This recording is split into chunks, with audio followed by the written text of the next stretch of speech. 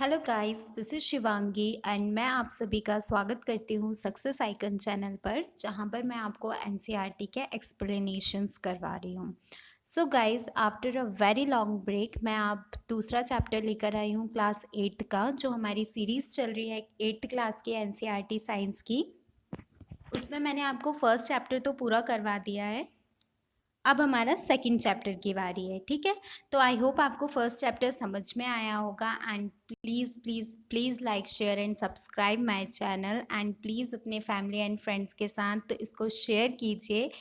ये आपको काफ़ी ज़्यादा हेल्प करेगा एनसीईआरटी को समझने में। और क्योंकि आप लोग स्कूल नहीं जा रहे हैं तो ऑब्वियसली आपको चाहिए कि आपको सारी चीज़ों का ईज़ी एक्सप्लेनेशन मिले। सो प्लीज़ मेरे चैनल को शेयर कीजिए, सब्सक्राइब कीजिए एंड इन वीडियोस को देखिए, जो आपको काफ़ी ज़्यादा आपकी अंडरस्टैंडिंग है उसको डेवलप करने में हेल्प करेंगे।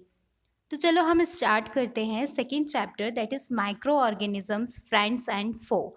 देखो, माइक्रो ऑर्गेनिजम्स के बारे में आप क्या जानते हैं? मैं अगर आपको माइक्रो ऑर्गेनिजम्स के बारे में हल्का सा ऐसे ही ओवरव्यू दे देती हूँ कि माइक्रो ऑर्गेनिजम्स वो ऑर्गेनिजम्स होते हैं जो छोटे छोटे ऑर्गेनिजम्स आपके आसपास प्रेजेंट होते हैं, ठीक है।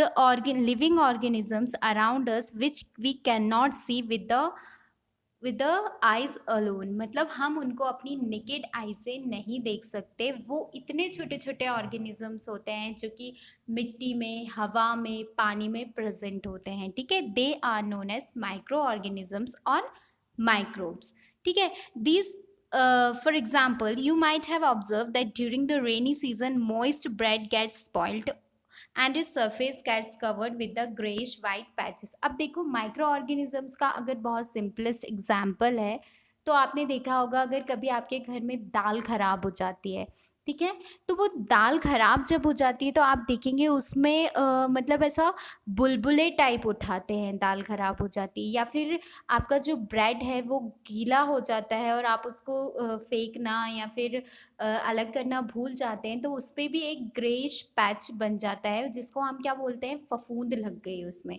तो वो क्या होते हैं, छोटे छोटे माइक्रोब्स होते हैं जो कि आपका कोई भी आइटम है उसको हम बोल देते हैं एक तरीके से खराब हो गया है, ठीक है। रोटी अगर उसमें फपू 2-4 दिन रखी रहती है तो उसमें कैसी ग्रीनिश और ग्रेइश कुछ ऊपर लेयर जमा हो जाती है, वो क्या कहलाती है, फफूंद। और ये फफूंद किस वजह से लगती है, छोटे छोटे माइक्रो ऑर्गेनिजम्स उसके ऊपर डेवलप हो जाते हैं, इस वजह से वो फफूंद उस पर चढ़ जाती है। अब देखो, यहाँ पे कुछ एक्टिविटीज़ दी है। इन एक्टिविटीज़ में क्या बोल रहे हैं ये, collect some moist soil from the field in a beaker and add water to it after soil particles have settled, drop of observe a drop of water from the beaker under the microscope, what did you see. अब देखो, इसमें आपको अगर मैं simplest way में आपको समझाऊं कि अभी बहुत ज़्यादा मतलब रेनी सीजन चल रहा है तो आसपास पानी भरा रहता है। अगर आप उसको ध्यान से ऑब्जर्व करेंगे तो वो जो पानी भरा रहता है जिस जगह पे, आप उसको अगर बहुत ही अच्छे से ऑब्जर्व करेंगे तो वहाँ से छोटे छोटे कीड़े आपको ऐसे बिलबिलाते हुए से दिखेंगे। तो वो क्या होते हैं, वो माइक्रो ऑर्गेनिजम्स होते हैं जो कहाँ डेवलप हो जाते हैं, सॉइल में डेवलप हो जाते हैं। Then do you find a tiny organism moving around. और फिर आपको क्या होगा कि अगर आप आंखों से, मतलब अपनी नेकेड आई से देखेंगे तो आपको इतना क्लियरली नहीं समझ में आएगा। अगर आप उस पानी को कहाँ पर लग डाल के देखेंगे, माइक्रोस्कोप में ऑब्जर्व करेंगे, then you will see the small small microbes in that water. These observations shows that water and soil are full of tiny microorganisms. अब देखो, जो वाटर आपका आसपास जमा हो जाता है या सॉइल है या फिर आप अपने गमले की मिट्टी को ही खोद के देखेंगे ना, तो उसमें आपको छोटे छोटे कीड़े मकोड़े दिखेंगे जो कि आप जिनको देख सकते हो आंखों से, और कुछ ऐसे होंगे जो आपको नहीं दिखेंगे नेकेड आई से, ठीक है। तो ये सब जो पूरे ऑर्गेनिजम्स होते हैं इनको हम टुगेदर क्या बोलते हैं, माइक्रोब्स बोलते हैं, ठीक है। They fall into the category of microbes. These micro organisms और microbes are so small in size they can not be seen with the unaided eyes.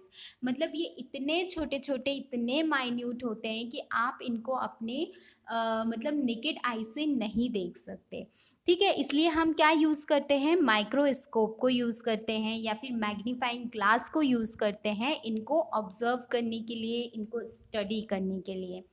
Micro organisms are classified into 4 groups. अब देखो micro organism का classification किया है, कौन कौन से group होते हैं इनके? Bacteria, fungi, protozoa and alga. ठीक है, कितने ग्रुप हैं इनके? 4 ग्रुप्स हैं। एक आपका बैक्टीरिया हो गया, एक फंगस हो गया मतलब फंजाई हो गया, एक प्रोटोजोआ हो गया और एक एल्गे हो गया।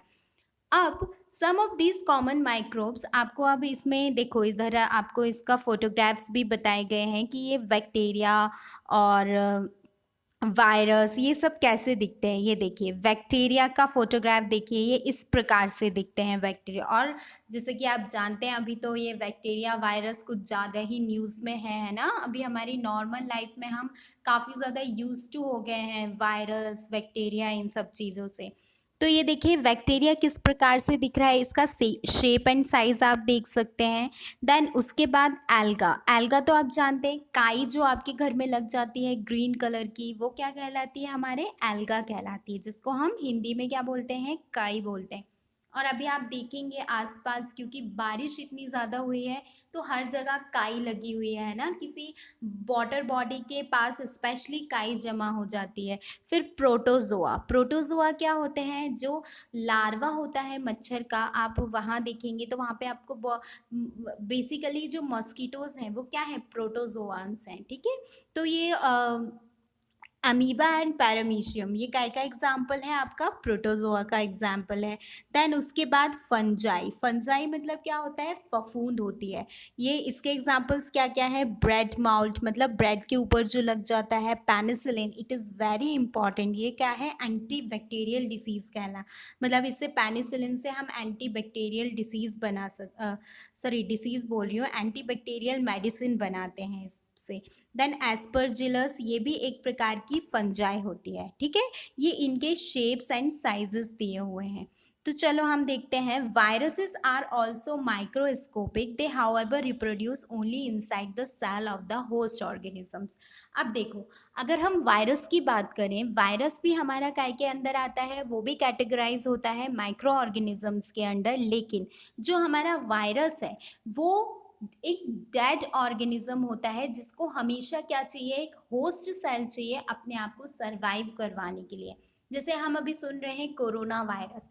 कोरोना वायरस में क्या होता है कि कोरोना वायरस एक होस्ट सेल मतलब वो आपकी बॉडी में जाके अपने आप को क्या करता रहता है? मल्टीप्लाई करता रहता है, अपने आप का ग्रो करता है। ठीक है, तो उसके लिए हमेशा क्या चाहिए? आपको एक होस्ट ऑर्गेनिज्म चाहिए जिसमें वो अपनी कॉलोनी बना सके, अपने आप को ग्रो कर सके, अपने आप को डेवलप कर सके और अपने आप को मल्टीप्लाई कर सके। और उसके खुद के जो अ, एक तरीके से बोलना चाहिए उसकी खुद के मतलब अपने आप को मल्टीप्लाई करके अपने जैसे और वायरसेस वो पैदा कर सकते हैं। Common elements like cold, influenza and most coughs are caused by viruses. और देखो वायरस से हमको क्या क्या हो सकता है? इन्फ्लुएंजा, फ्लू हो सकता है, वायरल फीवर हो जाता है हमको, है ना, कफ, कोल्ड, ये सब हमारे कौन से डिसीज होते हैं? वायरल डिसीज होते हैं। Serious diseases like polio and chicken pox are also caused by virus. और सीरियस डिसीजेस जैसे पोलियो, चिकन पॉक्स ये भी आपको किससे हो सकता है? ये भी वायरल डिसीज है। और अब तो एक नया नाम जुड़ गया है, क्या है वो? Corona virus. तो ये भी कौन सी डिसीज हो जाएगी? वायरल डिसीज हो जाएगी। ठीक है, diseases like dysentery and malaria are caused by protozoans, whereas typhoid and tuberculosis are bacterial diseases. अब अगर हम डेसेंट्री या फिर मलेरिया की बात करें, मलेरिया, डेंगू ये सब आपको कैसे हो जाते हैं? ये प्रोटोजोआ से, मतलब ये मच्छरों के द्वारा जो आपको डिसीज होती है वो हम उनको क्या बोलते हैं? प्रोटोजोअन डिसीज बोलते हैं। Then TV and typhoid, typhoid and tuberculosis ये आपकी कौन सी डिसीज में कैटेगराइज होगी? ये आपकी बैक्टीरियल डिसीज कहलाएगी। ठीक है, you have learn about some of these micro organisms in class 6 and 7। आपने इनके बारे में 6 और 7 में भी पढ़ा होगा। तो चलो अब हम आगे पढ़ते हैं कि what are these microscopes, micro organisms. Where do micro organisms live? Actually micro organisms कहाँ रहते हैं? Microorganisms may be single cell like bacteria, some algae and protozoa or multicellular such as alga and fungi. देखो micro organisms कितने प्रकार के होते हैं? दो प्रकार के। अगर हम उनके स्ट्रक्चर के बारे में बात करें तो कैसे होंगे? एक कुछ होंगे सिंगल सेल्ड और कुछ होंगे मल्टी सेल्यूलर। सिंगल सेल में कौन कौन से आ जाएंगे? बैक्टीरिया आ जाएगा, एल्गे आ जाएगा, प्रोटोजोआ आ जाएगा। और मल्टी सेल्यूलर में क्या आएंगे? एल्गा, फंजाई, ये भी आपके काय में आएंगे, मल्टी सेल्यूलर में आएंगे। ये सरवाइव करते हैं under all types of environment. आपका कितना ही हार्श क्लाइमेट क्यों ना हो, these micro organisms has the capacities to survive in that climate. चाहे कितना ही टेम्परेचर आप बढ़ा दीजिए, चाहे कितना भी आप उनको डेजर्ट में, मार्शी लैंड में, कोल्ड एरियाज में लेके जाइए, बट उनकी बॉडी को वो ऐसे म्यूट कर लेते हैं कि वो उस इन्वायरमेंट में अपने आप को क्या करवा सकें? सर्वाइव करवा सकें। They are also found inside the bodies of animals including humans. और ये जो माइक्रो ऑर्गेनिजम्स हैं ये ह्यूमन्स, एनिमल्स, इनकी बॉडीज में भी पाए जाते हैं। Some micro organisms grow on other organisms while other exist freely. कुछ माइक्रो ऑर्गेनिजम्स दूसरे ऑर्गेनिज्म की बॉडी पे डेवलप होते हैं और कुछ माइक्रो ऑर्गेनिजम्स फ्रीली डेवलप हो जाते हैं, मतलब अपने आप से एग्जिस्ट करते हैं वो। Microorganisms like amoeba can live alone while fungi and bacteria may live in colonies. अब देखो कुछ माइक्रो ऑर्गेनिजम्स जैसे अमीवा है वो कैसे रहता है? वो सिंगल सेल्ड है और वो अकेला रहता है। लेकिन जो हमारा कौन फंजाई है, बैक्टीरिया है, ये काय में रहते हैं? कॉलोनीज में रहते हैं। ठीक है, ये मोहल्ले बनाकर रहते हैं अपने, एक तरीके से कह सकते हैं हम। ठीक है, देन माइक्रो ऑर्गेनिज्म एंड अस। अब देखो अगर माइक्रो ऑर्गेनिजम्स इस अर्थ पर एग्जिस्ट करते हैं because we are living in a ecosystem, है ना। हमने एक इकोसिस्टम बना के रखा है जिसमें हर एक ऑर्गेनिज्म एक दूसरे पे डिपेंड करता है। तो हम भी इकोसिस्टम का पार्ट है और माइक्रो ऑर्गेनिजम्स भी इकोसिस्टम का पार्ट है। तो मतलब हम दोनों में भी कोई ना कोई रिलेशन तो होगा ऑब्वियसली। तो चलो देखते हैं कि वो रिलेशन क्या है। Microorganisms play an important role in our lives. Some of them are beneficial in many ways, whereas some others are harmful and cause disease. देखो कुछ माइक्रो ऑर्गेनिजम्स हमारे क्या करते हैं? हेल्प करते हैं किसी किसी चीज़ में, हमारे बॉडी के फंक्शनिंग में। और कुछ माइक्रो ऑर्गेनिजम्स क्या करते हैं? हमें डिसीजेस कॉज करते हैं ना, जैसे corona virus, it is a micro organisms, it causes us disease and ultimately if it became very harsh then we have to die. ठीक है, तो दो प्रकार के माइक्रो ऑर्गेनिजम्स होते हैं, एक हमारे फ्रेंडली होते हैं और एक हमारे एनिमी होते हैं। तो चलो पहले जो फ्रेंड माइक्रो ऑर्गेनिजम्स है उनके बारे में देखते हैं। तो देखो जो फ्रेंडली माइक्रो ऑर्गेनिजम्स हैं उनमें क्या होता है? Let's see. Microorganisms are used for various purposes. They are used in preparation of curd, bread and cake. अब देखो आपने देखा होगा केक बनाते हैं हम, या फिर ब्रेड बनाते हैं, बन्स बनाते हैं, इडली बनाते हैं, ढोकला बनाते हैं। तो हम पहले क्या करते हैं? हमारा जो डो है या फिर जो हमारा पेस्ट है उसको हम क्या करने? फर्मेंट करते हैं। ठीक है, फर्मेंटेशन प्रोसेस पिछले साल 7th क्लास में हमने पढ़ी थी। फर्मेंटेशन प्रोसेस में क्या होता है? आप जो आपका पेस्ट है उसको क्या करके रखते हैं? उसको थोड़ा सा सड़ा लेते हैं। आप अगर कोई भी चीज़ को सड़ाते हैं मतलब उसमें क्या उत्पन्न कर रहे हैं आप? कोई बैक्टीरियाज को आप क्या कर रहे हैं? उसमें उत्पन्न कर रहे हैं। ठीक है, आपका जो कर्ड है वो कैसे बनता है? जब आपका दूध क्या हो जाता है? फट जाता है, मतलब उसमें कुछ बैक्टीरियाज क्या हो जाते हैं? डेवलप हो जाते हैं, तो वो जो दूध है वो दही में कन्वर्ट हो जाता है। वैसे ही जब आप ब्रेड बनाते हैं तो आप ईस्ट फॉर्मेशन करते हैं, तो उससे क्या बन जाता है? आपका ब्रेड बन जाता है। ये मैंने वीडियो लेक्चर बनाया है 7th क्लास का, अगर आपने नहीं पढ़ा हो या आप भूल गए हो तो आप उसको एक बार देख लेना तो समझ में आ जाएगा। Microorganisms have been used for production of alcohol since ages. और अल्कोहल जो प्रिपेयर होती है ना, उसको फर्मेंटेशन प्रोसेस से हम प्रिपेयर करते हैं, उसको भी हम क्या करते हैं, माइक्रोब्स को डेवलप करवा के फिर अल्कोहल को प्रिपेयर करते हैं, ठीक है। They are used in cleaning up of the environment, for example the organic waste, vegetable peels, remains of animals are broken down into harmless and usable substance by bacteria। अब देखो, हमने देखा है कि हम डिकम्पोज मतलब हम कंपोस्ट का फॉर्म करते हैं ना, कंपोस्ट फॉर्मेशन का प्रोसेस होता है। अब तो गवर्नमेंट हमसे जो हमारा कचरा है वो खरीद लेती है और फिर कंपोस्ट बनाती है और वापस से उस वो भी जो कंपोस्ट है उसको यूज़ करती है for improving greenery of the city, है ना। तो जो कंपोस्ट है वो काय के हेल्प से बनता है, बैक्टीरियाज की हेल्प से। मतलब जो आपका कचरा कूड़ा, वेजिटेबल्स के छिक्कल हैं और छिलके हैं, सॉरी, वेजिटेबल के जो भी छिलके होते हैं, फ्रूट्स के छिलके होते हैं, आपका बचा हुआ जो भी खाना हो गया, जो तो वो उसको क्या करते हैं, माइक्रो ऑर्गेनिज्म डिकम्पोज कर देते हैं और उसको काय में फॉर्म कर देते हैं, मैन्योर बना देते हैं एंड कंपोस्ट बना देते हैं, और आप फिर उसको यूज़ कर सकते हो सॉइल की फर्टिलिटी को इंक्रीज करने में, है ना। और हम गांव में यूज़ करते हैं मैन्योर्स को, जैसे जो गोबर होता है उसका हम खाद बना लेते हैं, जो भी हमारा बचा हुआ खाना, जो भी पेड़ के पत्ते, ये सब चीज़ों का हम यूज़ करके क्या बना लेते हैं, मैन्योर बना लेते हैं। और वो मैन्योर किसकी हेल्प से बनता है, वो माइक्रो ऑर्गेनिजम्स की हेल्प से बनता है, जो कि उसको कन्वर्ट कर देते हैं, डिकम्पोज कर देते हैं और उसको एक यूज़फुल मटेरियल में कन्वर्ट करके सॉइल की फर्टिलिटी को इंक्रीज करने में हमारी मदद करते हैं by fixing nitrogen. Making curd and bread. अब कर्ड का फॉर्मेशन का प्रोसेस तो आपको पता है कि आप का जो बहुत छोटे छोटे माइक्रो ऑर्गेनिजम्स कहलाते हैं। Curd contains several micro organisms of these the bacterium lactobacillus. कौन सा बैक्टीरिया है रहता है कर्ड के अंदर, लैक्टोबैसिलस बैक्टीरिया, जो कि प्रमोट करता है formation of curd. It multiplies in milk and converts it into curd.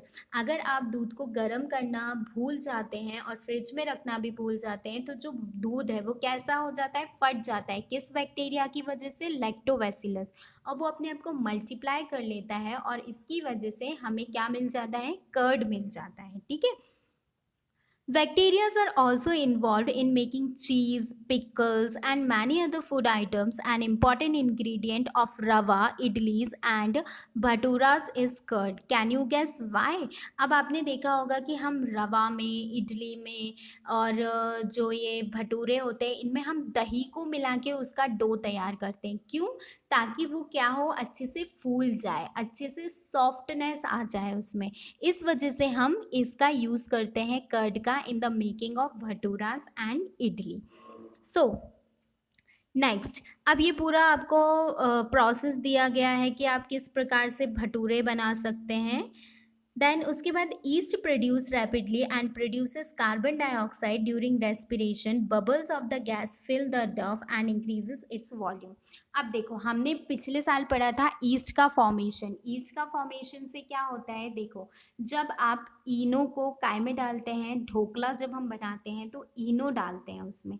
इनो से क्या होता है, वो इनो के अंदर क्या प्रेजेंट होता है, कार्बन डाइऑक्साइड गैस प्रेजेंट होती है और वो क्या करती है, जब आप उसको हीट प्रोवाइड करते हैं तो वो बीच में स्पेस बना के वहाँ वो बीच बीच में स्पेस बना देती है और वहाँ से जब रिलीज हो जाती है तो आपका जो भी खाने का मटेरियल है उसको वो कैसा बना देती है, स्पॉन्जी बना देती है। तो यही प्रोसेस यूज़ होती है आपकी पेस्ट्रीज, केक और आपका इडली और आपका ढोकला, इन सब मेकिंग प्रोसेस में हम इसलिए इनो का यूज़ करते हैं ताकि वो जो कार्बन डाइऑक्साइड गैस है वो क्या होती है, छोटे छोटे पोर्स में चली जाती है और फिर जब हम उसको हीट प्रोवाइड करते हैं तो वो पोर्स से रिलीज़ हो जाती है और रिलीज़ होने के बाद जो वो बीच में जगह छोड़ जाती, मतलब वो एयर बबल्स से कार्बन डाइऑक्साइड रिलीज़ हो जाती है तो वो कैसे हो जाते हैं, स्पॉन्जी हो जाते हैं, ठीक है। Then commercial use of micro organism in the formation of what, alcohol. आप अल्कोहल के फॉर्मेशन में भी किसका यूज़ कर सकते हो, माइक्रो ऑर्गेनिज्म का, है ना। ईस्ट का फॉर्मेशन करके क्या होता है, Yeast is grown on natural sugars present in the grains like barley, wheat, rice and crushed fruit juices। और आप इससे क्या बना सकते हो, इससे आप अल्कोहल बना सकते हो, है ना। अल्कोहल हमारी काय से बनती है, सड़े हुए फ्रूट्स से बनती है। तो ये भी कौन से प्रोसेस से बनती है, फर्मेंटेशन प्रोसेस का यूज़ होता है। तो हम क्या बना लेते हैं, अल्कोहल को बना लेते हैं। Then this is the smell of alcohol as sugar has been converted in alcohol by a yeast। This conversion of sugar into alcohol is known as what, fermentation. मतलब कि जब आप अल्कोहल को में कन्वर्ट कर देते हो शुगर को, तो वो क्या कहलाता है प्रोसेस, वो प्रोसेस कहलाता है आपका फर्मेंटेशन। और वो किसके द्वारा डिस्कवर किया गया था, लुइस पैस्चर के द्वारा डिस्कवर किया था। कौन सा process, fermentation process. What is fermentation process, it is used for converting sugar into what, alcohol, ठीक है, by the help of east. Medicinal use of micro organisms. अब देखो मेडिसिनल यूज क्या होता है माइक्रो ऑर्गेनिजम्स का, मैंने आपको बताया था एंटीबायोटिक टैबलेट्स बनती हैं बाय पेनिसिलिन। एक पेनिसिलिन मेडिसिन है, अलेक्जेंडर फ्लेमिंग जो है उन्होंने डिस्कवर किया है पेनिसिलिन मेडिसिन को, जो कि पेनिसिलिन फंजाई है उससे मिला है। वो काय के लिए यूज़ होती है, एंटीबैक्टीरियल मेडिसिन की तरह हम यूज़ करते हैं। जैसे सेप्रोमाइसिन, हमको स्किन अगर कोई प्रॉब्लम हो जाता है तो हम सेप्रोमाइसिन का ट्यूब यूज़ करते हैं, सेप्रोमाइसिन क्रीम यूज़ करते हैं। वो काय से बनी होती है, पेनिसिलिन से बनी होती है, जो कि एक फंजाई है, ठीक है। Bacteria and fungi, streptomycin, tetracycline and erythromycin are some of the commonly known antibiotics which are made from the fungi and bacteria। अब देखो हमारे फंजाई और बैक्टीरिया के यूज़ करने से हम एंटी बैक्टीरियल और एंटी फंगल मेडिसिन भी बना सकते हैं, ठीक है। The antibiotics are manufactured by growing a specific micro organism and use to cure variety of diseases. ये कैसे बनती हैं, हम एक special type of micro organism को डेवलप करते हैं जो कि यूज़ होता है for the medication of different types of diseases। Antibiotics are even mixed with the feed of livestock and poultry to check microbial infection in animals। They are also used to control many plant diseases। और antibiotics medicine हम देखते हैं, अगर हमको fever हो जाता है तो डॉक्टर हमको एंटीपायरेटिक एंड एनाल्जेसिक्स के साथ, मतलब पैरासीटामोल जो कि हमारी एनाल्जेसिक या फिर एंटीपायरेटिक मेडिसिन है, उसके साथ वो हमको एंटीबायोटिक मेडिसिन भी देता है। क्यों देता है वो, ताकि आपकी बॉडी में अगर कोई बैक्टीरिया है तो वो क्या हो जाए, वो मर जाए, इस वजह से देता है। और एंटीबायोटिक मेडिसिन को हम हमारे जो एनिमल्स होते हैं उनके लिए भी यूज़ करते हैं ताकि उनमें कोई इन्फेक्शन ना हो। प्लांट्स के लिए भी हम यूज़ करते हैं एंटीबायोटिक मेडिसिन्स को। It is important to remember that antibiotics should be taken only on the advice of the qualified doctors. अब देखो जो एंटीबायोटिक मेडिसिन्स हैं वो आप ऐसे ही यूज़ नहीं कर सकते। क्यों नहीं कर सकते, बिकॉज एंटीबायोटिक मेडिसिन्स में क्या होता है, वो बैक्टीरिया, आपके अंदर जो भी बैक्टीरियाज हैं उनको किल करता है। तो हो सकता है कि अगर आप उसका कंजम्पशन कंटिन्यूअसली करें तो जो आपके फ्रेंडली बैक्टीरिया हैं, जो आपकी बॉडी के लिए बेनिफिशियल हैं, हो सकता है वो उनको भी किल कर दे। या फिर हो सकता है कि जो बैक्टीरिया जिससे आपको डिजीज़ है और आप कंटिन्यूस कंजम्पशन कर रहे हैं उस एक पर्टिकुलर मेडिसिन का, तो बैक्टीरिया अपनी बॉडी में, अपनी डीएनए में कुछ ऐसे चेंजेस लेके आ जाता है कि वो उस एंटीबायोटिक मेडिसिन से क्या नहीं होता, मरता नहीं है। तो वो एक तरीके से आपको उसके कौन से इफ़ेक्ट्स होंगे, हार्मफुल इफ़ेक्ट्स होंगे। इसलिए without the medication of doctor और without the advice of doctor we should not consume antibiotic medicines। So always remember this, we are protected from the disease causing microbes। This is how a vaccine works। अब देखो अभी हम काफ़ी सुन रहे हैं कि जो कोरोना वायरस है उसकी वैक्सीन्स की तैयारी की जा रही है, बहुत सारी वैक्सीन्स के ट्रायल हो रहे हैं ताकि क्या हो, जल्दी से जल्दी ये डिसीज़ को हम क्या कर सकें, रोक सकें, है ना। पैंडेमिक इतना, जिसने इतना ज़्यादा तहस नहस कर दिया है इकोनॉमी को, पूरी दुनिया को, उसको हम रोक सकें। तो देखो वैक्सीनेशन में क्या करते हैं, वैक्सीनेशन बहुत सारी डिसीज़ेस का, हम जब छोटे रहते हैं तो हमें मिलता है कोलेरा का टीबी का, पोलियो का, स्मॉल पॉक्स का। तो ये जो वैक्सीनेशन प्रोसेस है ये किस लिए की जाती है, ताकि आपकी बॉडी उन बैक्टीरिया या उन वायरसेस से को पहचान सके कि आपके बॉडी पे अगर कभी वो वायरस अटैक करे तो आपकी बॉडी के अंदर कुछ ऐसी एंटीबॉडीज़ डेवलप हो जाएं कि वो उस बैक्टीरिया या उस वायरस से क्या कर सके, लड़ सके। जिससे इसमें क्या होता है, वैक्सीनेशन प्रोसेस में आपकी बॉडी के अंदर एक बहुत छोटी मात्रा में डेड वायरस को छोड़ा जाता है, जिसे पोलियो वायरस को आपकी बॉडी में छोड़ा जाता है। फिर जब आपकी बॉडी में इसको छोड़ा जाएगा तो वो क्या करेगा, आपकी बॉडी उस वायरस से लड़ने के लिए एंटीबॉडीज बना लेगी। जब वो एंटीबॉडीज बना लेगी तो अब अगली बार कभी पोलियो का अटैक आएगा, पोलियो वायरस आप पर अटैक करेगा, तो आपकी बॉडी को पहले ही पता है कि इस वायरस का जो डीएनए स्ट्रक्चर है या म्यूटेशन स्ट्रक्चर है वो कैसा है, तो वो उससे लड़ने के लिए पहले ही रेडी रहेगी, क्योंकि उसको पता रहेगा कि मेरा एनिमी कौन है। अब कोरोना वायरस के साथ क्या हो रहा है कि बिकॉज हमारी बॉडी को पहले से पता ही नहीं है, हमारी जो एंटीबॉडीज हैं, कि व्हाट इज कोरोना वायरस, उसका वायरस का डीएनए जीन म्यूटेशन कुछ नहीं पता हमारी एंटीबॉडीज को। तो जब वो हम पे अटैक करता है तो हमारे जो एंटीबॉडीज हैं या फिर जो हमें हमारे जो डब्ल्यूबीसी है वो उससे फाइट करने में क्या है, असमर्थ है। इसीलिए वो जो बीमारी है वो हमको इतना ज़्यादा अफेक्ट कर रही है। ठीक है, तो इसलिए एडवर्ड जेनर हैं जिन्होंने क्या कौन सी वैक्सीन डिस्कवर की थी, उन्होंने स्मॉल पॉक्स की जो वैक्सीन है उसको डिस्कवर की थी और स्मॉल पॉक्स को पूरी तरीके से इरेडिकेट कर दिया दुनिया में से, और अभी भी धीरे धीरे जहाँ से नहीं हुआ वो काम चल रहा है। ठीक है, in your childhood you must have been given injection to protect yourself against several diseases, as I have told you earlier कि हमें जब हम छोटे होते हैं तो हमें बहुत सारी जो वैक्सीनेशंस हैं वो दी जाती हैं। बीसीजी दिया जाता है, टिटनेस का टीका दिया जाता है, पोलियो तो हम पीते ही हैं 2 बूंद ज़िंदगी की।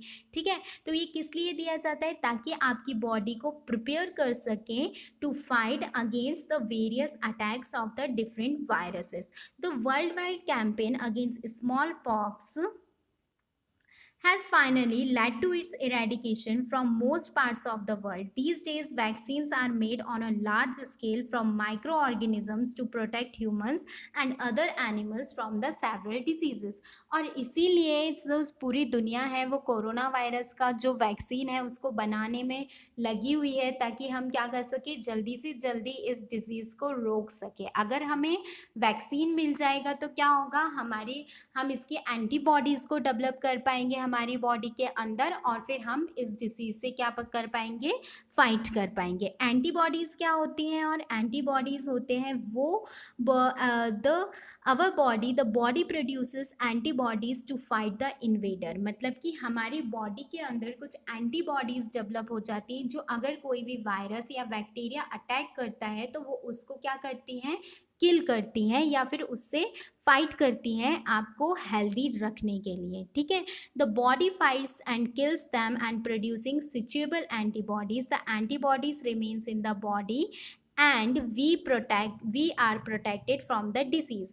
अब जैसे अगर हमें कोरोना वायरस का क्या मिल जाएगा, वैक्सीन मिल जाएगा, तो उससे क्या होगी, हमें मदद मिलेगी हमारी बॉडी में किसको डेवलप करने के लिए, एंटीबॉडीज़ को डेवलप करने के लिए। और जब एंटीबॉडीज़ हमारी बॉडी में डेवलप हो जाएगी तो कभी भी अगर हम पे अटैक होगा कोरोना का, जैसे किसी पे नहीं हुआ है और अगर होगा तो क्या होगा कि वो ऑलरेडी उसकी बॉडीज़ में एंटीबॉडीज़ डेवलप हो चुकी हैं जो कि उस पर्टिकुलर वायरस या उस पर्टिकुलर बैक्टीरिया को क्या कर सकती हैं, मार सकती हैं या फिर उससे फाइट कर सकती हैं और हमारी बॉडी को उसके अटैक से प्रोटेक्ट कर सकती हैं।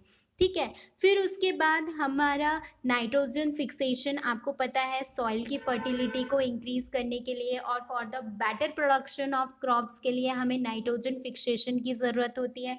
क्रॉप प्रोडक्शन एंड मैनेजमेंट में भी हमने पढ़ा था।